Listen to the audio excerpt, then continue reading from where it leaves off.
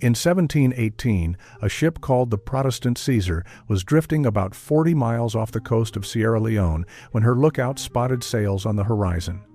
3 sets of sails, moving fast, and flying no national colors at all.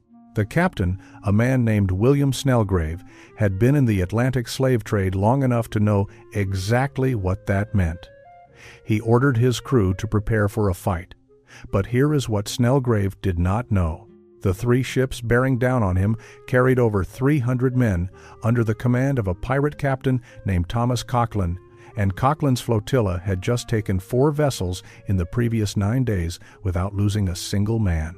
The Protestant Caesar, with her modest crew of 45, had roughly the same chance of surviving a direct engagement as a rowboat has of surviving a hurricane. So Snelgrave did something that most people today would find surprising. He did not fight. He did not surrender. He did not try to run. He called for parley. And the fact that he lived to write about it, that we can read his own account of what happened next in a book he published in London in 1734, tells you something important about a word that most people only know from a movie. Because parley was not a gag line. It was not a loophole. It was one of the most sophisticated diplomatic mechanisms ever developed by people that the rest of the world dismissed as criminals. And it saved more lives than most people realize. Now imagine the map of the Atlantic world in the early 1700s. Start at the docks of Bristol and London, trace the routes south along the African coast, across to the Caribbean, and back again in the Great Triangle that defined European commerce for more than 2 centuries. Now imagine every single mile of that route as contested water.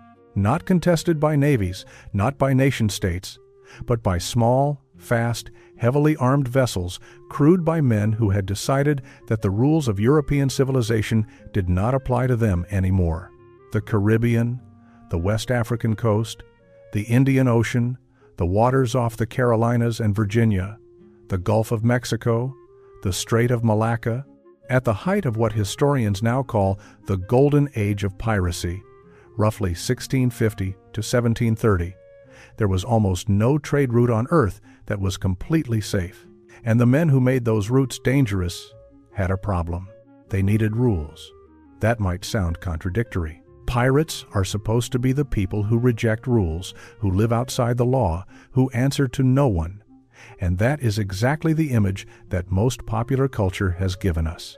But here is what actually happened when several hundred armed men crammed themselves onto a wooden ship the size of a large house and tried to operate as a functioning society with no government, no police, no courts, and no guarantee that anyone would follow any agreement for longer than it took to draw a cutlass. They wrote constitutions. They voted on leadership. They established compensation systems for workplace injuries. They created profit-sharing arrangements that were, in many documented cases, more equitable than anything being practiced by the legitimate merchant fleets or royal navies of the same period. And one of the mechanisms they developed, one of the most important and least understood, was the concept of parley. To understand where parley comes from, you have to understand something about the world that produced it. The word itself is French, parler, to speak. It entered English through the military vocabulary of the medieval period, when armies that spoke different languages needed a way to communicate before, during, and after battles without immediately killing each other. A parley was a conversation held under a temporary truce. Both sides agreed to stop fighting long enough to talk.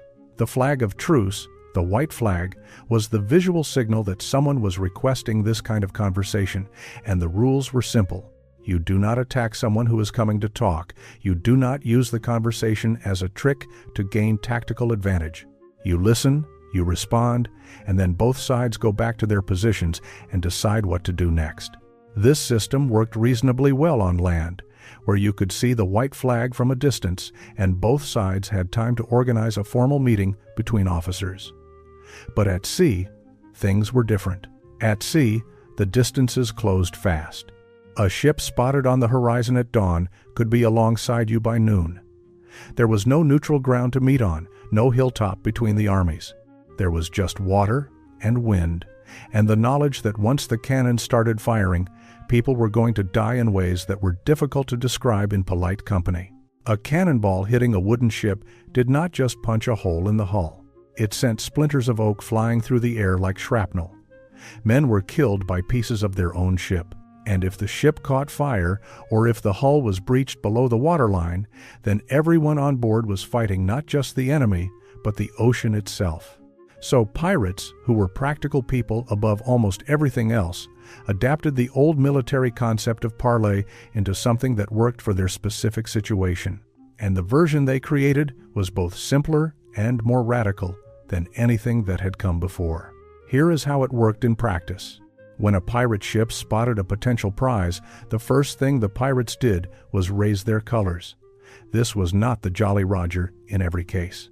Different captains flew different flags, and the specific design communicated specific information. Bartholomew Roberts flew a flag showing himself and a skeleton holding an hourglass.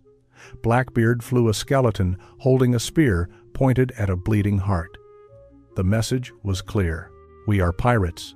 We are armed, and we are not in a negotiating mood. But here is the critical detail that most people miss. The flag was the opening move in a negotiation, not a declaration of war. Before we go any further, I need to stop for a second, because what I've been showing you in these videos only scratches the surface. And I realized at some point that the full picture, the actual pirate code, word for word, the real punishment records, the exact treasure division shares, the ports that secretly funded them, it doesn't fit in a video. I put it all into one document, the Black Flag Codex. It's linked below, and the QR code is on your screen. Now, let's keep going. The pirates were communicating something very specific. We can take your ship by force if we have to, but we would prefer not to, and you should prefer that too, because what happened next depended entirely on how the target responded. If the merchant ship struck her colors, lowered her flag, and allowed the pirates to come aboard peacefully, then, in the vast majority of documented cases, the pirates took what they wanted and left the crew alive, often unharmed. Sometimes they even left the crew their ship, taking only the cargo. The economics of this were straightforward. Dead crews cannot tell other ships to surrender peacefully. Living crews who have been treated reasonably spread the word that surrendering to this particular pirate captain is survivable. And that reputation, that carefully cultivated understanding that cooperation would be rewarded and resistance would be punished, was one of the most valuable assets a pirate captain possessed. This is where Parley enters the picture, because sometimes the situation was not that simple. Sometimes the merchant captain was not sure whether he was facing actual pirates or privateers operating under a letter of marque. Sometimes the cargo was too valuable to hand over without at least trying to negotiate. Sometimes the merchant had armed escorts nearby and wanted to stall for time. And sometimes, as in William Snellgrave's case, the merchant captain was simply a smart man who understood that talking was better than dying. In those situations, a captain could call for parley. And the rules, as they developed during the Golden Age, were remarkably consistent across different pirate crews and different parts of the Atlantic world. First, the person calling for parley had to be the captain or a designated representative of the captain. This was not a privilege extended to random crew members. The logic was practical. A negotiation is only useful if the person doing the negotiating has the authority to make binding commitments on behalf of their ship. Second, once parley was invoked, all hostilities ceased. No firing, no boarding, no maneuvering for tactical advantage. Both ships were expected to maintain their positions and allow the conversation to take place. Third, the person who called for parley was guaranteed safe passage. They could come aboard the pirate ship, or the pirate captain could come aboard theirs, and neither side was permitted to use that proximity as an opportunity for violence. This was taken seriously. There are documented cases of pirate crews punishing their own members for violating the safety of a parley. And fourth, the conversation itself had to be conducted in good faith. This did not mean that both sides had to be honest about everything. It meant that the conversation had to be a genuine attempt to reach an agreement, not a stalling tactic or a setup for an ambush. Now, let us go back to William Snellgrave and the Protestant Caesar, because his account is one of the most detailed descriptions of a parley that we have from this period.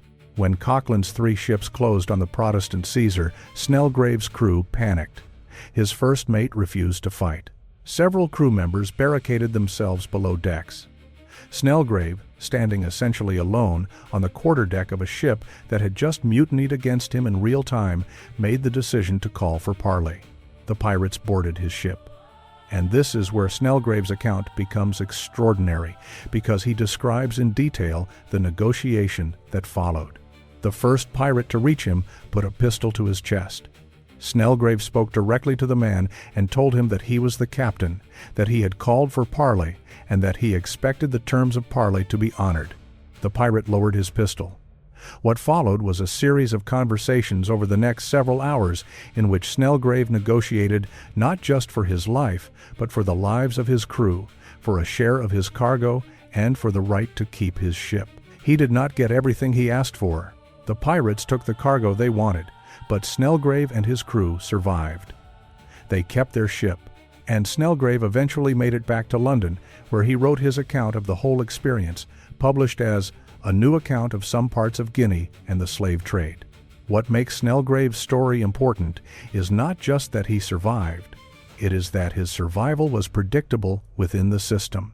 He knew, or at least he gambled correctly, that calling for parley would trigger a set of expectations and behaviors that would protect him. The pirates did not honor his parley because they were nice. They honored it because the system only worked if it was reliable. A pirate captain who killed someone during a parley would find that no one ever surrendered to him peacefully again, and that meant every future encounter would be a fight.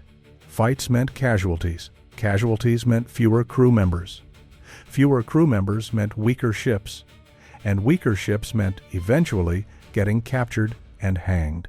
Parley was not charity, it was game theory. And the pirates understood this, many of them with a sophistication that would impress a modern economist. Consider the Articles of Agreement. These were the written contracts that pirate crews drew up before embarking on a voyage. We have surviving examples from several famous pirate captains, including Bartholomew Roberts, Edward Lowe, George Lowther, and John Phillips. And what these documents reveal is a society that was obsessed with rules, not because pirates loved bureaucracy, but because rules were the only thing standing between functional cooperation and lethal chaos. The articles covered everything. How the plunder would be divided. The captain typically received 2 shares. The quartermaster, elected by the crew as a check on the captain's authority, received 1.5 or 2 shares. Skilled positions like the boatswain and gunner received 1.25, and every ordinary crew member received 1 full share.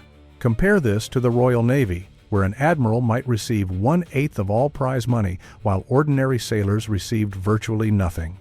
The articles also covered compensation for injuries. If you lost a right arm in combat, you received 600 pieces of 8. A left arm, 500. A right leg, 500. A left leg, 400. An eye or a finger, 100. These are specific numbers from Bartholomew Roberts's articles. A workers' compensation system on the open ocean in 1720. Created by men, the civilized world considered to be the lowest form of human life. The articles covered behavior. No fighting on board. Disagreements settled on shore. Lights out by 8. No gambling for money. Every man to keep his weapons clean. And critically, the articles covered decision-making. The captain had absolute authority during battle. But in all other matters, decisions were made by majority vote.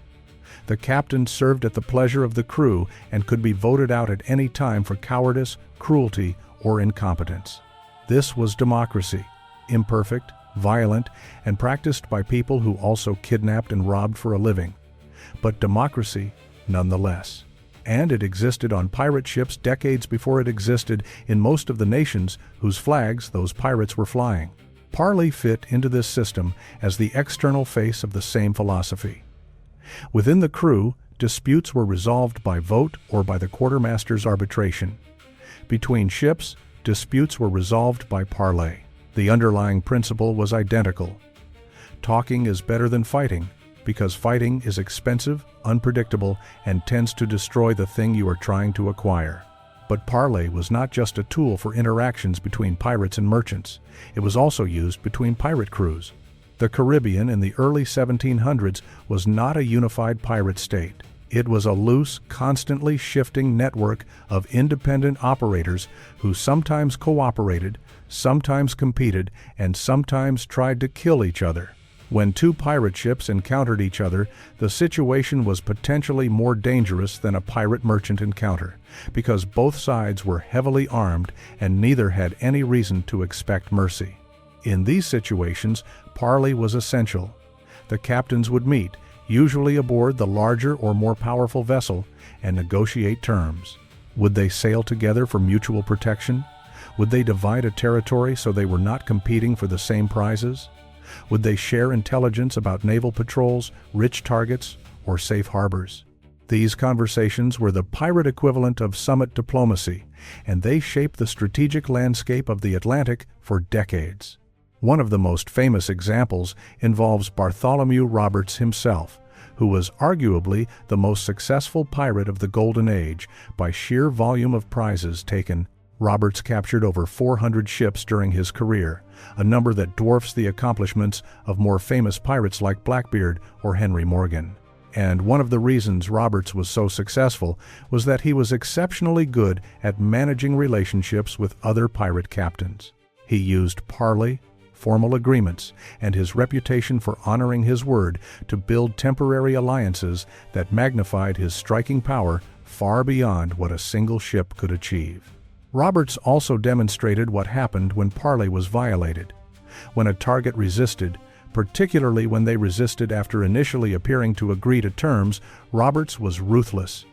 He burned ships. He marooned crews on deserted islands.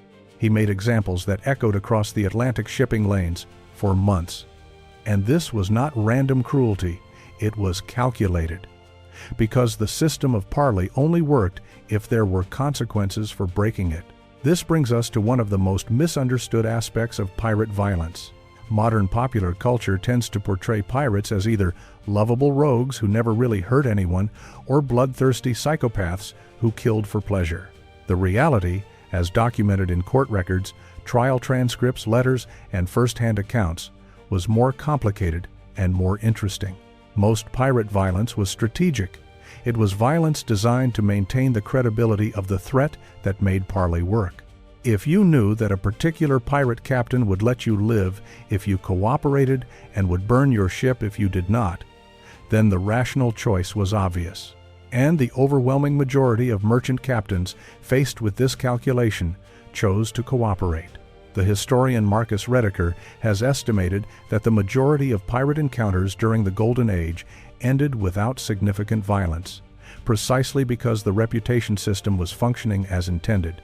But there were exceptions, and the exceptions reveal the limits of the parley system. Edward Lowe was one of those exceptions. Lowe was a pirate captain operating in the Caribbean and the Atlantic in the early 1720s, and he was, by the standards of even his fellow pirates, spectacularly cruel. Lowe tortured prisoners. He mutilated them. He killed them in ways that served no strategic purpose whatsoever. And the result was exactly what game theory would predict. Stop for a second. What you just heard about the Pirate Code is the part that rewrites everything you thought you knew. But it only lands when you see the actual shares, the exact fractions written into the Articles of Agreement, the punishments, the port records, the names of the men who funded them from government offices. It's all in the Black Flag Codex, linked in the description. 5 seconds, grab it now, because what comes next builds directly on it. Link is below. QR code is on your screen. Nobody surrendered to Edward Lowe. Every encounter became a fight. Lowe's crews suffered higher casualties, had more difficulty recruiting, and were eventually hunted down with a particular intensity by the Royal Navy, because Lowe had destroyed the informal system of managed violence that allowed the rest of the pirate world to function. Lowe is the proof that parley worked, because he shows what happened when someone refused to play by the rules. His career was shorter, bloodier, and less profitable than the careers of pirates who maintained the system. He was, in the language of modern game theory, a defector in a prisoner's dilemma, and the system punished him for it. Now, Parley did not exist in a vacuum. It was part of a broader ecosystem of rules, customs, and expectations that governed life on the account, which was the contemporary phrase for the pirate profession. And understanding that ecosystem requires understanding where these men came from. The majority of pirates during the Golden Age were not born criminals. They were former sailors. Many had served in the Royal Navy or in the Merchant Marine. Some were former privateers, men who had been legally authorized by their governments to attack enemy shipping during wartime, and who found themselves unemployed when the war ended. The Treaty of Utrecht in 1713, which ended the War of the Spanish Succession, threw thousands of experienced sailors out of work virtually overnight. These men knew how to sail, how to fight, how to navigate, and how to maintain a ship. What they did not have was a legal way to make a living. The conditions they had endured in legitimate service were appalling. Royal Navy discipline was maintained by flogging and summary execution. Pay was chronically in arrears. Food was often rotten. Officers were frequently incompetent aristocrats who had purchased their commissions. Merchant service was no better. Wages were low, conditions dangerous, and captains had near absolute power with virtually no accountability. When these men turned to piracy, they brought their skills with them, but they also brought their grievances.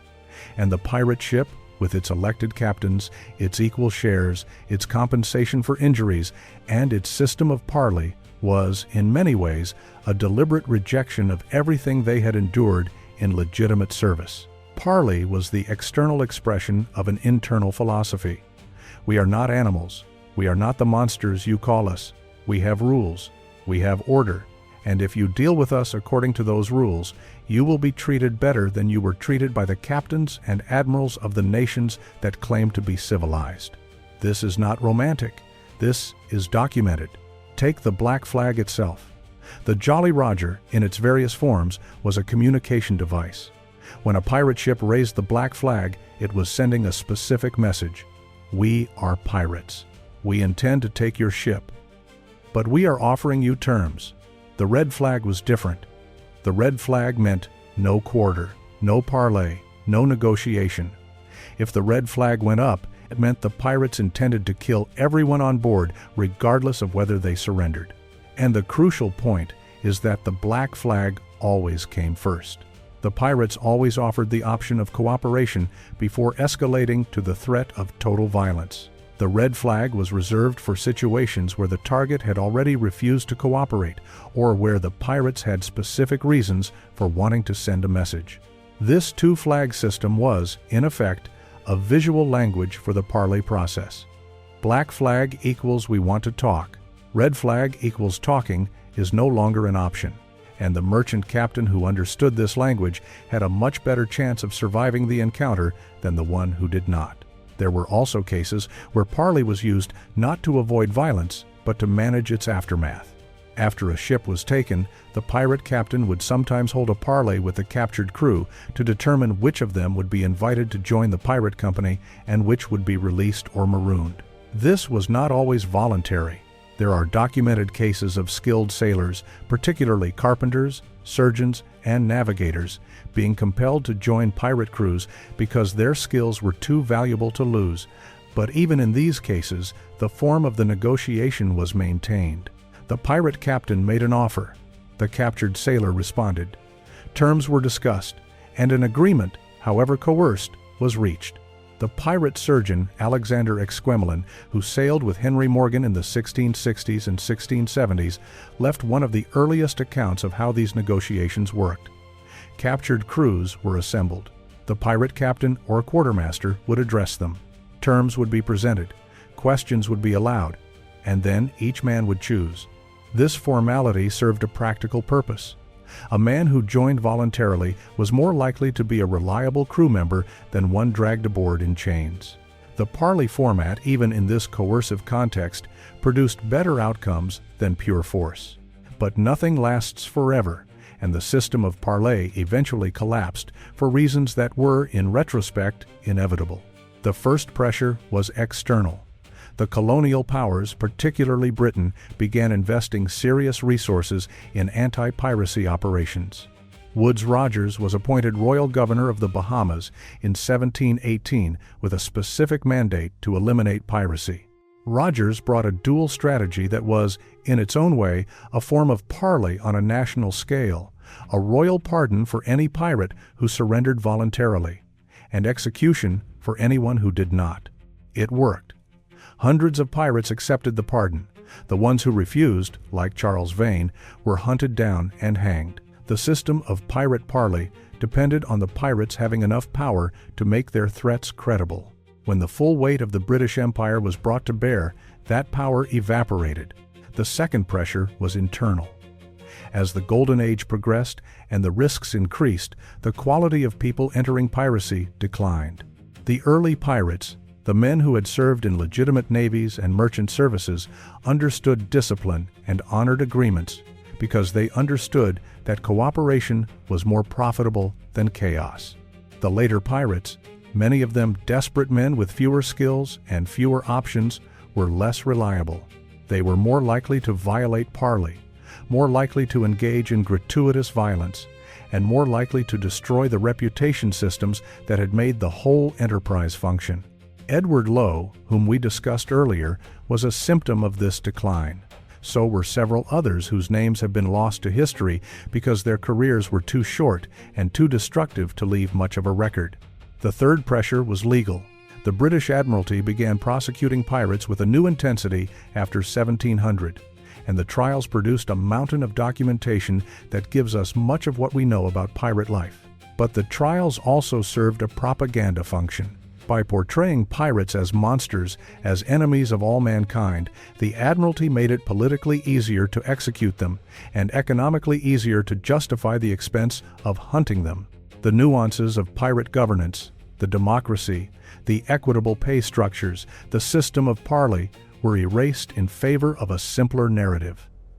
Pirates were evil, the Navy was good, and the hangman's rope was the only appropriate ending to the story. This is the version of piracy that survived into popular culture. The pirates of movies and novels are either villains or lovable rogues, but they are never portrayed as people who created functioning social institutions in one of the most challenging environments imaginable. And parley, in popular culture, became a joke, a plot device, something that Captain Jack Sparrow invokes as a loophole, a technicality, a clever trick, rather than a serious mechanism for managing violence and preserving life. But the real legacy of pirate parley is more interesting than any movie. Consider what the pirates actually accomplished. They created a system in which the default outcome of a confrontation was not violence, but negotiation. They did this without any external enforcement mechanism. No police, no courts, no threat of imprisonment. The only thing that made the system work was the shared understanding that cooperation was more profitable than conflict, and the willingness to punish defectors harshly enough that the incentive structure remained stable. Modern game theorists would recognize this immediately. It is a solution to the iterated prisoner's dilemma, the problem of how to maintain cooperation between parties who have no reason to trust each other except the expectation of future interactions. The pirates solved this problem empirically on the open ocean 300 years before John Nash formalized the mathematics. And the principles embedded in parley are the same principles that underpin every trade agreement, every arms control treaty, and every diplomatic protocol in use today. The idea that you should talk before you fight. The idea that the person who comes to talk should be guaranteed safe passage. The idea that agreements made during negotiations should be binding. The idea that violating these norms should carry consequences severe enough to deter future violations. These are not pirate ideas. These are human ideas. The pirates just happen to implement them in a context that strips away all the pretense and reveals the raw mechanics of how cooperation actually works. When William Snelgrave called for parley aboard the Protestant Caesar in 1718, he was not invoking a loophole. He was activating a system built by men who understood from bitter personal experience that the alternative to talking is killing, and that killing is bad for business. The word parley comes from the French parler, to speak, 300 years later, it remains the most important thing you can do when the alternative is violence. Speak, listen, negotiate, find terms that both sides can live with. The pirates knew this. And the ones who forgot it, the Edward Lowes and the Charles Vanes, and the nameless hundreds who chose blood over words, all ended the same way. Short careers, empty pockets, and a short rope at the end of a long dock. The ones who remembered it, the Bartholomew Roberts, and the Henry Everys, and the Benjamin Hornigolds, lasted longer, earned more, and left behind a legacy that we are still, 3 centuries later, trying to understand. Parley was not a rule that could save your life. It was the rule that did.